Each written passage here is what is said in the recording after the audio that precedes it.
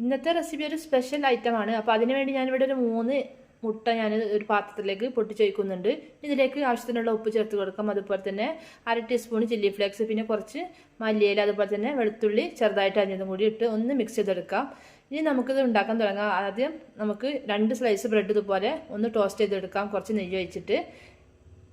അതിനുശേഷം നമ്മൾ നേരത്തെ റെഡിയാക്കി വെച്ചിട്ടുള്ള മുട്ടയുടെ മിക്സ് ഈ പാനിലേക്ക് ഒഴിച്ച് കൊടുക്കാം.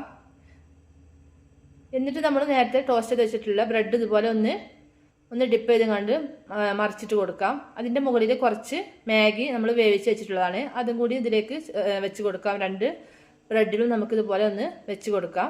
ഇനി ഇതിലേക്ക് ഒരു സ്ലൈസ് ചീസും കൂടി വെച്ച് കൊടുത്തിട്ട് നമുക്കിതൊന്ന് ഫോൾഡ് ചെയ്തെടുക്കാം കേട്ടോ. അപ്പോൾ ഇത്രയേ ഉള്ളൂ, നമ്മുടെ ക്വിക്കായിട്ടുള്ള നമ്മുടെ ബ്രേക്ക്ഫാസ്റ്റ് ഇവിടെ റെഡി ആയിട്ടുണ്ട്. കുട്ടികൾക്ക് ഒരുപാട് ഇഷ്ടപ്പെടുന്ന റെസിപ്പിയാണ്. അപ്പോൾ എല്ലാവരും ഒന്ന് ട്രൈ ചെയ്ത് നോക്കുക. ഒന്ന് സപ്പോർട്ട് ചെയ്യാൻ മറക്കരുത്.